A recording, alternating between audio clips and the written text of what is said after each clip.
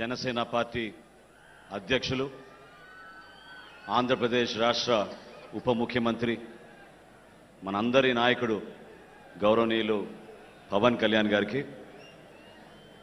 ఈరోజు ఇంత అద్భుతమైన వేదిక పైన మీ అందరి ఆశీస్సులతోటి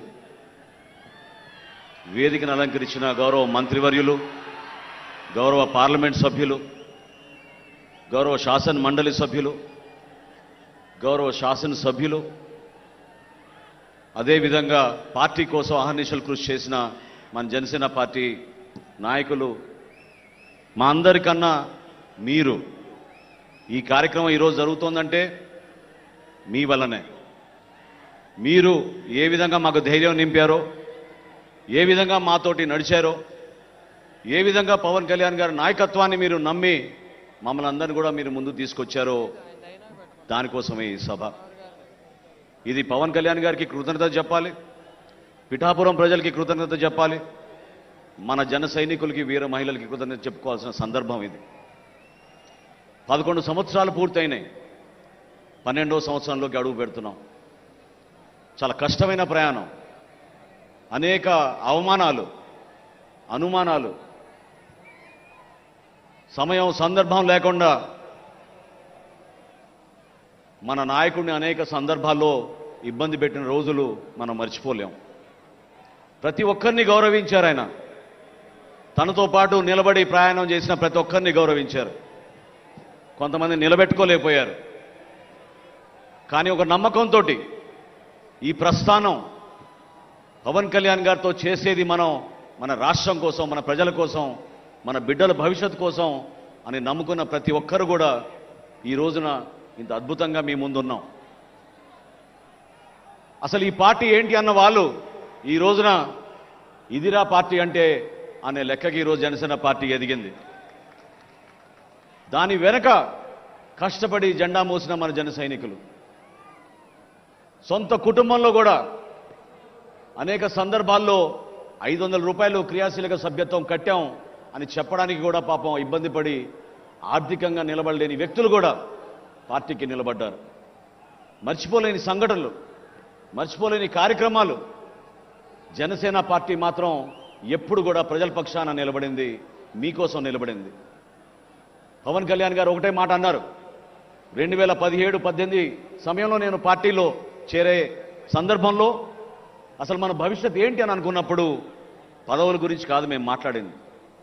ఆయన ఆ రోజు కోరింది మనం కష్టపడి ఒక అద్భుతమైన యువతరాన్ని నాయకత్వంగా మనం మార్చగలిగితే అదే చాలు మనకి ఈ ప్రయాణంలో, అంతకన్నా ఏంటనే మాట ఆయన అన్నారు. ఆలోచించండి ఒకసారి. ఈ రోజున పార్టీ నిర్మాణం అనేది చాలా కష్టమైన పని. ఒక సంవత్సరంలోనో, ఒక 4 రోజుల్లోనో, 1 నెల రోజుల్లోనో జరగదు. ఈరోజు జనసేన పార్టీలో 12,32,000 మంది క్రియాశీలక సభ్యత్వం తీసుకున్నారంటే 11 సంవత్సరాల నుంచి పవన్ కళ్యాణ్ గారు ఎంత కృషి చేశారో, ఏ విధంగా ఒక ఆలోచన విధానాన్ని ప్రజల్లో తీసుకురావడానికి ఆయన చేసిన ప్రయత్నాన్ని మీరందరూ కూడా గుర్తుపెట్టుకోవాలి. ప్రతిపక్షంలో ఉన్న ఒక విధంగా, ప్రభుత్వంలో రాగానే ఒక విధంగా లేవు మనం.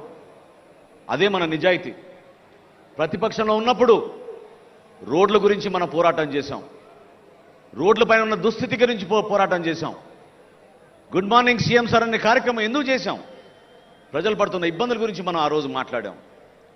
ప్రభుత్వంలో రాగానే పవన్ కళ్యాణ్ గారు ఏ విధంగా పంచాయతీరాజ్ శాఖలో 3,300 కిలోమీటర్ల సిమెంట్ రోడ్ల నిర్మాణం కోసం ఒక అద్భుతమైన కార్యక్రమం చేశారో మీరు చూశారు. గిరిజన ప్రాంతాల్లో ఎవరు వెళ్ళని ప్రాంతాల్లో కూడా ఆయన పర్యటించి ఒక ధైర్యాన్ని నింపారు. మత్స్యకారుల సోదరుల కోసం గతంలో మనం చేసిన కార్యక్రమం ఈ సందర్భంగా మీ అందరికీ గుర్తు చేయాలి. కాకినాడ నుంచి నర్సాపురం వరకు మత్స్యకార భరోసా యాత్ర అనే నామకరణంతో అందరం కూడా నడిచి పవన్ కళ్యాణ్ గారి స్ఫూర్తితోటి ఆ రోజు జియో నంబర్ 217ని మనం వ్యతిరేకించాం.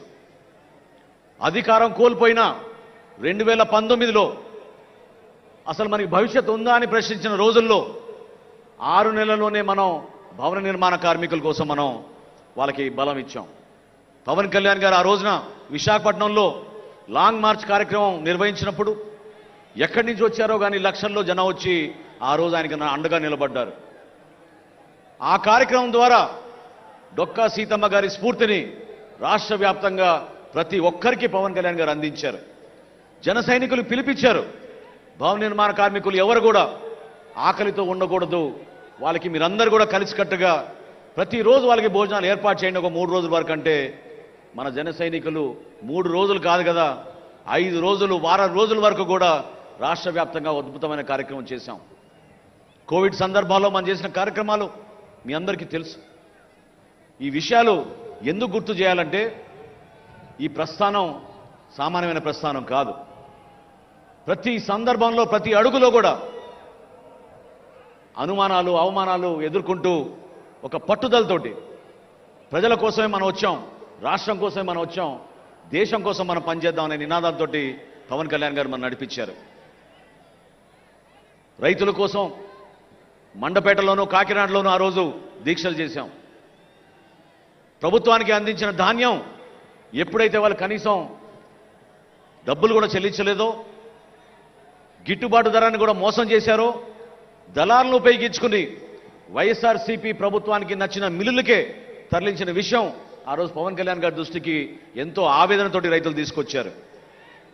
ఈ రోజున గర్వంగా చెప్తున్నా నేను మీకు, పవన్ కళ్యాణ్ గారి స్ఫూర్తితోటి మన రాష్ట్ర ముఖ్యమంత్రి గారు చంద్రబాబు నాయుడు గారి ఒక పట్టుదలతోటి 5,42,000 మంది రైతుల దగ్గర నుంచి 33 లక్షల మెట్రిక్ టన్నుల ధాన్యం ఈరోజు ఆంధ్రప్రదేశ్లో కొనుగోలు చేశాం. కొనుగోలు చేయడమే కాదు 24 గంటల లోపే 7,800 కోట్ల రూపాయలు రైతుల ఖాతాలో మనం జమ చేశాం ఈ రోజున. అటువంటి ఆలోచన విధానం మన పార్టీలో ఉంది. ప్రజలు మనని నమ్మారు, ఆత్మవిశ్వాసంతో నమ్మారు, బలపరిచారు. జన సైనికులు ఎక్కడున్నా కూడా సొంత డబ్బుతోటి 2 లీటర్లు పెట్రోల్ కొట్టించుకుని జెండాలు కట్టుకుని ఈ విధంగానే ప్రతి సభకు వచ్చి 5 సంవత్సరాలు వై నాట్ 175 అనే మూర్ఖమైన నాయకులకి సరైన సమయం వచ్చినప్పుడు మీరు జవాబు చెప్పారు. 100% స్ట్రైక్ రేట్ అంటే అదేదో ఒక టెక్నికల్ ఫిగర్ కాదు, స్టాటిస్టికల్ పాయింట్ కాదు, అది 100% స్ట్రైక్ రేట్ అంటే విలువలతో కూడిన రాజకీయాలు చేశారు కాబట్టి పవన్ కళ్యాణ్ గారిని ఆ విధంగా నమ్మారు. ఒక ధైర్యం నింపడానికి కోసం మనం చేసిన ప్రయత్నం. ప్రజలు అనేక సందర్భాల్లో వాపోయేవాళ్ళు. అమరావతి గురించి రైతులు ఆందోళన చెందినప్పుడు ఆ రోజు నిలబడింది ఎవరు? ఢిల్లీకి వెళ్ళి ఆ రోజు మొట్టమొదటిసారి భారతీయ జనతా పార్టీ నాయకులతో సమావేశమై మీరు ఆంధ్రప్రదేశ్ని రక్షించాలి, మన రైతాంగాన్ని రక్షించాలి, మహిళలు వచ్చి ఆవేదనతోటి ఒక అద్భుతమైన రాజధాని నిర్మాణం చేస్తామనంటే 2 ఎకరాలు 3 ఎకరాలు మేము మా పొలాలు ఇచ్చేస్తే ఇంత మోసం చేస్తారా ప్రభుత్వాన్ని బాధపడుతున్నారు, ఎందుకు మీరు స్పందించారని ఆ రోజునే పవన్ కళ్యాణ్ గారు నిలబడ్డారు. విశాఖపట్నం స్టీల్ ప్లాంట్ విషయంలో కొంతమంది మర్చిపోయారు. విశాఖపట్నం స్టీల్ ప్లాంట్ విషయంలో కేంద్రం ప్రకటించిన 5వ రోజున పవన్ కళ్యాణ్ గారు పార్లమెంట్కి వెళ్ళి అమిత్ షా గారితో చాలా బలంగా మాట్లాడి ఇది మా రాష్ట్రానికి గర్వకరమైన విషయం, దయచేసి మీరు విశాఖపట్నం స్టీల్ ప్లాంట్ని ఎట్టి పరిస్థితుల్లో కూడా ప్రైవేటీకరణ చేయకూడదని చెప్పి ఆ రోజు ఆయన బతిమలాడారు మన ప్రజల పక్షాన. ఆలోచించండి మనం ఏ విధంగా ముందుకెళ్ళాం. ఒక సీటు కోసమో ఒక పదవి కోసం కాదే. ఈరోజు రాష్ట్ర మంత్రివర్గంలో మీ తరఫున మేము ఉన్నామంటే అది కేవలం మీకు సేవలు అందించడానికి కోసం. మన జన సైనికుల్లో కూడా ఒక భావన రావాలి. మార్పు కోరారు మీరు, ఆ మార్పుని మనం నిలబెట్టుకోవాలి. కూటమి ప్రభుత్వం అన్నాక మన అందరికీ కూడా కొన్ని ఇబ్బందులు కష్టాలు ఉంటాయి, కానీ బాధ్యత కూడా మనకి పెరిగింది. ఇతర పార్టీలకు ఉన్న బాధ్యత కన్నా మన నాయకుడికి, మన పార్టీకి, మన జన సైనికులకి, మన నాయకులకి ఎక్కువగా ఉంటుంది. ఎందుకంటే ప్రతిపక్ష ఓటు చీలనివ్వను అని ఇప్పటంలో ఆయన ఆ రోజు ప్రతిజ్ఞ చేశారు. దానికి అనుగుణంగా మనం కష్టపడి పనిచేశాం. ఎవరు కూడా క్షేత్రస్థాయిలో దయచేసి మీరు చిన్న చిన్న విషయాల్లో గొడవపడి మన కూటమి ప్రభుత్వంలో Telugu Desam party, Janasena party, Bharatiya Janata party కలిసి మనం ముందుకెళ్ళాలి. మన రాష్ట్రాన్ని అంధకారంలో నెట్టారు గత 5 సంవత్సరాల్లో వైఎస్ఆర్సీపీ పాలకులు. ఇంత ఆర్థిక నష్టం ఎప్పుడూ జరగలేదు. కష్టకాలంలో ఉన్నాం, మీరు తోడుగా నిలబడండి. ప్రతి జిల్లాలో కూడా ఈ రోజున మన శాసనసభ్యులు ఉన్నారు, మన పార్లమెంట్ సభ్యులు ఉన్నారు మీకోసం. మా అందరికన్నా పవన్ కళ్యాణ్ గారి నాయకత్వం ఉంది. ఒక్కసారి మీరు ఆలోచించుకోండి. ఏ విధంగా ఈరోజు జన సైనికులు మహారాష్ట్ర నుంచి వచ్చారు ఇక్కడికి, ఏ విధంగా జన సైనికులు ఇక్కడికి కర్ణాటక నుంచి వచ్చారు ఇక్కడికి, ఏ విధంగా జన సైనికులు తమిళనాడు నుంచి వచ్చారు ఇక్కడికి, ఏ విధంగా జన సైనికులు కేరళ లాంటి రాష్ట్రానికి కూడా ఇక్కడికి వచ్చారు. నిజంగా ఎంతో ఆనందం కలిగించింది. ఈ సభ ద్వారా మీరందరూ కూడా ఆలోచించింది పవన్ కళ్యాణ్ గారి నాయకత్వం. రాబోయే రోజుల్లో ఆయన ఒక రాష్ట్రానికే కాదు దేశానికే ఉపయోగపడే విధంగా ఎదగాలి. దానికోసం మీ సహాయం, మీ సహకారం ఎంతో అవసరం. నిలబడదాం ఈ ప్రయాణంలో. చిన్న చిన్న పొరపాట్లు, చిన్న చిన్న సమస్యలు ప్రతి ఒక్కరికి ఉంటాయి. కానీ కూటమిలో మనందరం కూడా కలిసిమెలిసి ముందుకు తీసుకెళ్ళాలి. ప్రభుత్వంలో ఉన్నాం. ఈ రోజున మహిళల కోసం మనం సంక్షేమ కార్యక్రమాలు అనేక చేస్తున్నాం. సూపర్ 6లో ఇచ్చిన గ్యారంటీ దీపం పథకం ఆ రోజు ఇచ్చాపురంలో గౌరవ ముఖ్యమంత్రి గారు ప్రారంభిస్తే, ద్వారకా తిరుమలలో మన రాష్ట్ర ఉప ముఖ్యమంత్రి పవన్ కళ్యాణ్ గారు ఆ రోజు దీపం పథకాన్ని ప్రారంభించారు. గర్వంగా చెప్తున్నాను నేను, ఈరోజు 1 కోటి మందికి మనం ఉచితంగా గ్యాస్ కనెక్షన్ల ద్వారా దీపం పథకం ద్వారా మన గ్యాస్ సిలిండర్లు ఇచ్చాం. 800 కోట్ల రూపాయలు వెచ్చించాం. రాబోయే సంవత్సరానికి 3 గ్యాస్ సిలిండర్లు కూడా అందించబోతున్నాం. నిలబడాల్సిన అవసరం ఉంది. త్యాగాలు చేశాం, కష్టపడ్డాం. కానీ మీలో మాత్రం ఎక్కడ కూడా ఆ ధైర్యం కోల్పోబాకండి. పదవులు వస్తాయి, పదవులు పోతాయి. కొంతమందికి పదవులు రావచ్చు, కొంతమందికి పదవులు రాకపోవచ్చు.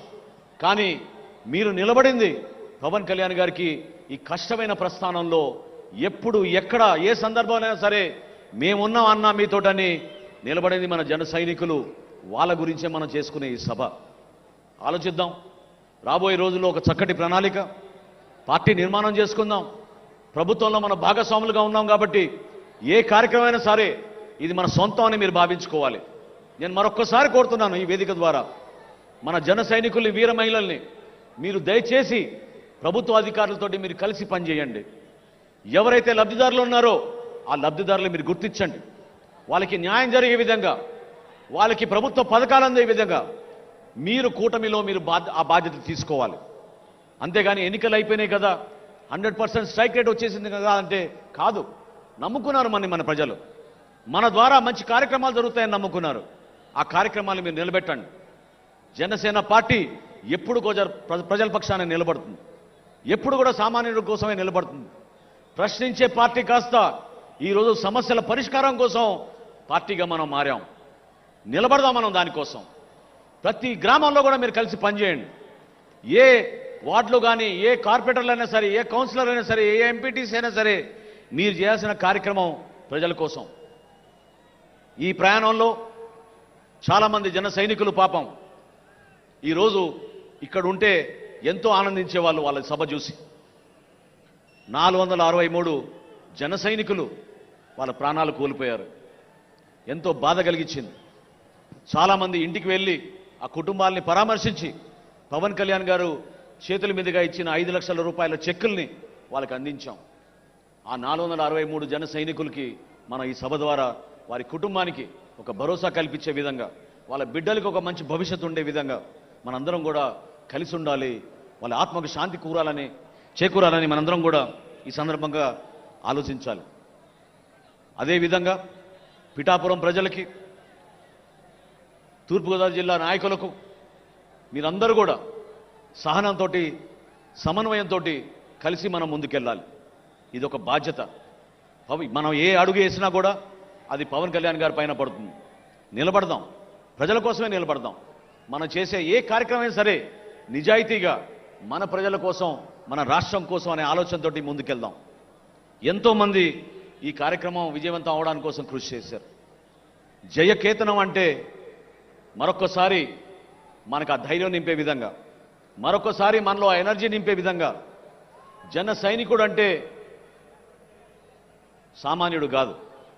జన సైనికుడు అంటే ఒక గోల్డెన్ హార్ట్ ఉన్న వ్యక్తి, పెద్ద మనసున్న వ్యక్తి, అవమానాలను కూడా అధిగమించి పవన్ కళ్యాణ్ గారితో నడిచిన వ్యక్తి.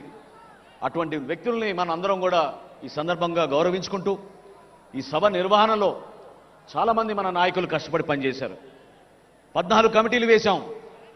దాదాపు 500 మంది రాత్రింపగలు అహర్నిశలు కృషి చేశారు. వారందరికీ కూడా మనస్ఫూర్తిగా ధన్యవాదాలు.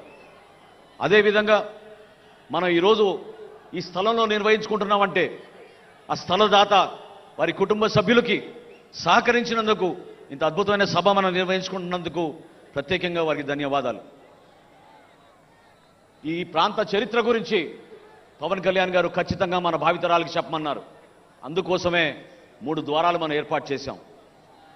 ఎవరు కూడా ఆకలితో ఉండకూడదనే స్ఫూర్తి డొక్కా సీతమ్మ గారిది. అదేవిధంగా పిఠాపురం మహారాజు గారు, రాజా బహదూర్ గారు, ఆయన ఈ ప్రాంతంలో ఆయన చేసిన దానాలు, ఆయన చేసిన త్యాగాలు సమాజానికి ఏ విధంగా ఉపయోగపడ్డారో ఆయన గురించి కూడా మనం ఈ సందర్భంలో గుర్తు చేసుకోవాలి. వీటితో పాటు సత్యలింగం నాయకర్ గారు ఎంతో అద్భుతంగా కాలేజీలు ఏర్పాటు చేసి ప్రతి బిడ్డకి ఒక అద్భుతమైన భవిష్యత్తు ఉండాలని వాళ్ళు చేసిన ఆలోచనల్ని మనందరం కూడా ఈ సందర్భంగా గుర్తు తెచ్చుకోవాలి. అదేవిధంగా మన పోలీస్ శాఖ గతంలో మనకి చుక్కలు చూపించారు. వీళ్ళు ఎక్కడ సభ నిర్వహించాలన్నా మేము పడిన కష్టాలు మామూలు కాదు. ఎన్నిసార్లు మొత్తుకున్నా, ఎన్నిసార్లు పర్మిషన్లు అప్లై చేసినా 12 గంటల ముందు, 14 గంటల ముందు ఒక చీటీ రాసి 9 ముగియాలి మీ సభనని చెప్పి ఆక్షేపణలు కూడా పెట్టేవాళ్ళు. కానీ ఈ సందర్భంలో జిల్లా ఎస్పీ గారికి, ఐజీ గారికి, డీజీపీ గారికి, ఇక్కడ పనిచేసిన ప్రతి ఒక్క కానిస్టేబుల్కి, సర్కిల్ ఇన్స్పెక్టర్లకి, ఎస్ఐలకి జనసేన పార్టీ తరఫున, మా పార్టీ అధ్యక్షులు పవన్ కళ్యాణ్ గారి తరఫున మనస్ఫూర్తిగా సహకరించినందుకు మీ అందరికీ కూడా ధన్యవాదాలు.